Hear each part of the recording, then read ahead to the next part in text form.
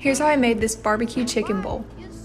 So I'm starting off with my chicken tenders, and I'm just gonna be eating these two, and also they like cooked in the microwave a little when I thawed them, that's why they look like that. Here's all this seasoning I'm using.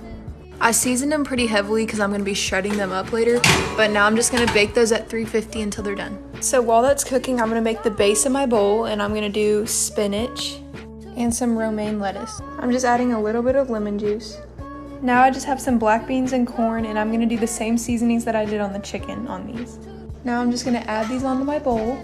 So now my chicken's done, and I'm just gonna take the two that I'm eating and put them in a bowl and shred them up. So I have my chicken, and I'm just gonna add 2 tablespoons of this sugar-free barbecue sauce. Now I'm gonna add my chicken to my bowl, and then lastly top it with 2 tablespoons of any salsa. This is what I'm using.